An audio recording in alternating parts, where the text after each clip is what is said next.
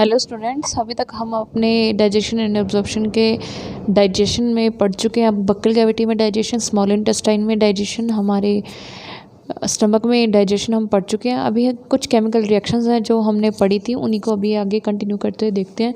देखो, हमने पढ़ा था कि हमारे जो पॉलीसेक्राइड्स हैं, जैसे स्टार्च, उसका क्या होता है, डाइजेशन होता है। डाइजेशन कहाँ पे होता है? बेसिकली हमारे क्या है, बक्कल कैविटी में होता है, थ्रू सिलाइवरी एमाइलेज स्टाइलिन जिसका अनदर नेम है। ठीक है ना। स्टार्च क्या होता है? पॉलीसेक्राइड होता है, नंबर ऑफ शुगर्स मॉलिक्यूल से मिलकर बना होता है, जो उसको क्या कर रहा था, ओनली 30% क्या कर रहा था, डाइजेस्ट कर रहा था। किस में कन्वर्ट कर रहा था? डाइसेक्राइड्स में क्या कर रहा था, कन्वर्ट कर रहा था। अभी तक आप क्या है, ये जो मैंने बॉक्स में लिखे हुए इनको फाइनल प्रोडक्ट को ना देखते हुए सेकंड फाइनल प्रोडक्ट को देखो। डाइसेक्राइड्स में क्या कर रहा था, कन्वर्ट कर रहा था। जैसे सुक्रोज, माल्टोज, लैक्टोज में क्या कर रहा था, कन्वर्ट कर रहा था। ऐसे हमारी फैट की जब डाइजेशन हो रही थी, फैट क्या है, हमारे ग्लिसराइड्स हैं। ग्लिसराइड बेसिकली क्या होते हैं, जिसमें फैट और ग्लिसरॉल प्रेजेंट होते हैं। 3 मॉलिक्यूल्स ऑफ फैट और ग्लिसरॉल क्या बनाते हैं, हमारे फैट्स बनाते हैं। ठीक है। तो लाइपेज एंजाइम क्या कर रहा था, इसको डिवाइड कर रहा था किसमें, डाइग्लिसराइड्स में, जिसमें 2 मॉलिक्यूल आ जाते हैं फैट और ग्लिसरॉल के। और फिर दोबारा लाइपेज एंजाइम क्या कर रहा था, मोनोग्लिसराइड पे एक्ट करके इसको किसमें कन्वर्ट कर रहा था, फैट और ग्लिसरॉल में। But this is also not the final product. Final product हमारा क्या होगा, जब फैट और ग्लिसरॉल भी क्या हो जाएगा, अलग हो जाएगा। ठीक है ना। तो यहाँ पे भी नहीं बन रहा था अभी तक हमारा। फिर क्या था, हमारा न्यूक्लिक एसिड्स थे। न्यूक्लिक एसिड में हमने क्या देखा था कि न्यूक्लियेज एंजाइम इसको किस में तोड़ रहा था, न्यूक्लियोटाइड्स में। न्यूक्लियोटाइड सिंगुलर होते हैं। न्यूक्लियोटाइड बेसिकली किस चीज़ के बने थे, जिसमें शुगर, नाइट्रोजनस बेस और फॉस्फेट्स प्रेजेंट होते हैं। ठीक है।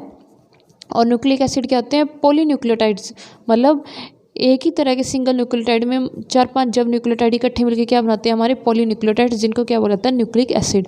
इसमें जब हमारा न्यूक्लियस क्या एंजाइम क्या करेगा, एक्ट करेगा, तो क्या करेगा, इसको न्यूक्लियोटाइड में कन्वर्ट कर देगा। और न्यूक्लियोटाइड को पे जब हमारा न्यूक्लियस एंजाइम क्या करेगा, वर्क करेगा, तो इसको न्यूक्लियोसाइड में कन्वर्ट कर देगा, विच इज़ विदाउट फॉस्फेट। ठीक है ना। But it is also not a final product. क्यों? फाइनल प्रोडक्ट तो कब होगा, जब हमारा शुगर अलग हो जाएगा, नाइट्रोजनस बेसिस अलग हो जाएंगे। क्यों? क्योंकि ओनली इन द क्या होगा, normal form, in the singular form में क्या होता है, किसी भी चीज़ को एब्जॉर्ब करना सबसे आसान होता है। ठीक है ना। ऐसे हमने प्रोटीन्स में देखा था, प्रोटीन्स टूट के क्या पेप्टोज की फॉर्म में क्या कर रहे थे, कन्वर्ट हो रहे थे। ठीक है ना। कि किसमें, ट्रिप्सिन और कीमोट्रिप्सिन में क्या हो रहे थे, कन्वर्ट हो रहे थे। क्या है, ट्रिप्सिनोजन और कीमोट्रिप्सिनोजन हमने सुना था कि पेनक्रियाटिक जूस में आते हैं। पेनक्रियाटिक जूस के प्रोडक्ट्स थे, एंजाइम्स थे। इसमें क्या करता है, एंटेरोकाइनेज एंजाइम था, वो क्या रहता है, इनको एक्टिवेट कर रहा था। एक्टिवेट करके इनको ट्रिप्सिनोजन और कीमोट्रिप्सिनोजन को किस में कन्वर्ट कर रहा था, ट्रिप्सिन और कीमोट्रिप्सिन में कन्वर्ट कर रहा था। जो क्या कर रहा था, हमारे ट्राइग्लिसराइड्स को, पेप्टॉन्स को किस में कन्वर्ट कर रहा था, डाई पेप्टाइड्स में। But dipeptides are also not the final product. The final product is amino acids. तो क्या हुआ है, यहाँ पे हमारी रिएक्शन रुक गई थी। हमने यहीं पर यहाँ तक क्या है, हमने स्टडी किया था। पर अब क्या आता है, फाइनल प्रोडक्ट कब बनेगा? Final product is formed by the action of intestinal juice after pancreatic juice. अभी तक देखो, अभी तक ये जितनी रिएक्शंस हमने पढ़ी हैं, सब किससे आ रही थी, पेनक्रियाटिक जूस में। जितने भी एंजाइम्स थे, ये सब कहाँ से आए थे, पेनक्रियाटिक जूस से आ रहे थे। अब कौन एक्ट करेगा इनके ऊपर, intestinal juice, which is succus इंटेरिकस। Mucosa से क्या होता है, सिक्रेट होता है स्टमक लाइनिंग से। ठीक है। हमने क्या पढ़ा था अभी, डाइसेक्राइड्स क्या थे, सुक्रोज, माल्टोज, लैक्टोज। जैसे माल्टोज है, 2 शुगर मॉलिक्यूल्स मिलके क्या बनाते हैं, 2 मोनोमर्स मिलके हमारे माल्टोज बना रहे हैं। अब ये क्या करेगा, हमारा इंटेस्टिनल जूस, ये डाइसेक्राइड्स को किस में कन्वर्ट कर देगा, मोनोसेक्राइड्स में।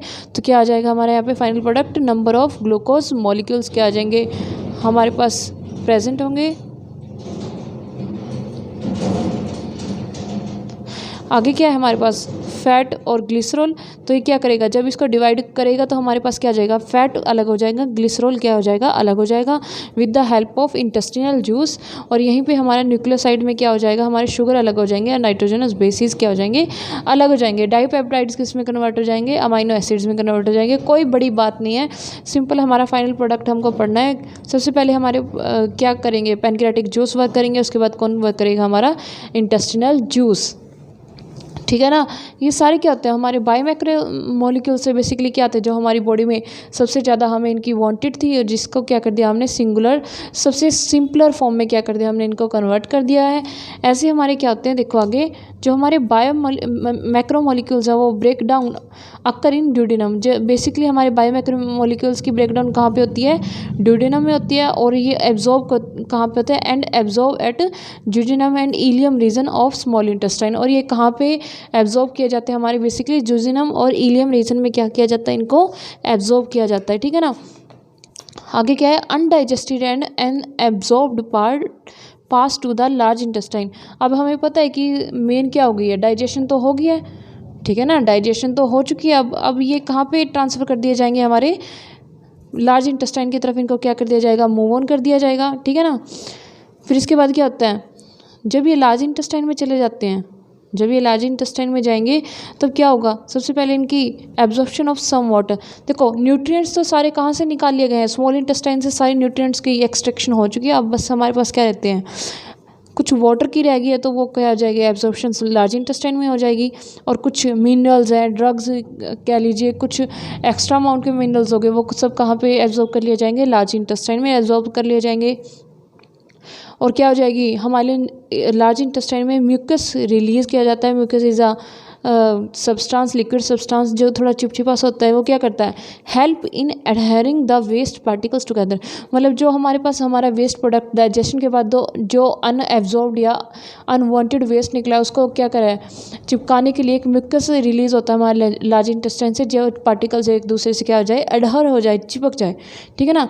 इसके बाद क्या होता है, हमारा अनडाइजेस्टेड या अनएब्जॉर्ब्ड सब्सटेंस जिसको हम फीसिस बोल देते हैं, FEACES, फीसिस एंटर करता है हमारे केकम में। क्या है, केकम में हमारे लार्ज इंटेस्टाइन के पार्ट में क्या करता है, एंटर करता है बाय एक वॉल्व का नाम आता है। आप प्लीज़ मुझे वो वॉल्व का आंसर लिख के दें, ठीक है ना, बताना कि कौन सी वॉल्व होती है जो क्या करती है, हमने पढ़ी थी ना एक स्फिंक्टर भी बोलते हैं जिसको, उसका नाम बताना है मुझे आप लोगों ने, क्या प्रेजेंट होती है यहाँ से, वो एंटर करती है इसमें, जो क्या करती है, बैक फ्लो को प्रिवेंट करते हैं कि खाना वापस या अनवांटेड फूड क्या है वापस चला ना जाए। ठीक है ना। इसके बाद क्या है, टेम्परेली हमारे रेक्टम में क्या हो जाता है, स्टोर हो जाता है ये अनवांटेड या अनडाइजेस्टेड फूड टिल डिफिकेशन, जब तक हम उसको क्या करते हैं, एक्सक्रीट आउट नहीं कर देते हैं थ्रू आवर एनस। ठीक है ना। अब देखो ये जितना भी पार्ट हुआ है, इसको कुछ कंट्रोल करने के लिए या तो हमारा न्यूरल स्कीमा काम आता है या हमारा हार्मोनल स्कीमा काम आता है। ठीक है ना। देखो जो हमारी गैस्ट्रो इंटेस्टिनल ट्रैक्ट होता है, गैस्ट्रो इंटेस्टिनल ट्रैक्ट था और जो प्रॉपर कोऑर्डिनेशन था डिफरेंट पार्ट्स के साथ, उसको कौन कंट्रोल करता है, हमारा न्यूरल मैकेनिज्म है, हमारा ब्रेन से रिलेटेड है। और हमारे हार्मोनल कंट्रोल है, ये सब इनको कौन कंट्रोल करते हैं, हमारे हार्मोन्स, और हमारा ब्रेन डायरेक्टली इनको कंट्रोल करता है। और जो हमारे गैस्ट्रिक और इंटेस्टिनल सिक्रीशंस हैं, जितने भी हमने एंजाइम सिक्रीट किए हैं और मस्कुलर एक्टिविटीज़ हैं डिफरेंट पार्ट की, और एलिमेंट्री कैनाल की कॉन्ट्रैक्शन रिलैक्सेशन, इनको किसने कंट्रोल किया है, न्यूरल सिग्नल्स मिलते हैं हमारी ब्रेन की तरफ से, PNS और CNS की तरफ से, जिनको जो किस को कंट्रोल करता है, हमारे गैस्ट्रो इंटेस्टिनल सिक्रीशन को और एलिमेंट्री कैनाल की मस्कुलर एक्टिविटीज़ को। लास्ट है हमारा digestive juice secreted by gastric and intestinal mucosa, इनको कौन कंट्रोल करते हैं, हमारे हार्मोन्स कंट्रोल करते हैं। हमारे हार्मोन्स क्या होते हैं, रिलीज होते हैं, और फिर हार्मोन्स क्या करते हैं, हमारे डाइजेस्टिव जूसेस को, जो कहाँ से निकलते हैं, गैस्ट्रिक और इंटेस्टिनल म्यूकोसा से जो भी जूस निकलता है उसको कौन कंट्रोल करता है, हमारे हार्मोन्स कंट्रोल करते हैं। देखो यहाँ तक हमारा ऑलमोस्ट एक या दो पार्ट रहता है मैक्सिमम इस चैप्टर का। आप लोग इन वीडियो को रोज़ देखो, और आप लोगों की मैं बता रही हूँ अलग से अटेंडेंस लगा करेगी मेडिकल स्टूडेंट की, मेरे पास आपके असेसमेंट मुझे लगानी है। अब जिस बच्चे का रिस्पांस मेरे पास नहीं आएगा, मैं उसके असेसमेंट में बिल्कुल भी मार्क्स नहीं लगाऊंगी। तो इसलिए आप सब लोग वीडियोस देखो, और अगर कोई प्रॉब्लम है तो मुझसे पूछो, ठीक है ना। Thank you.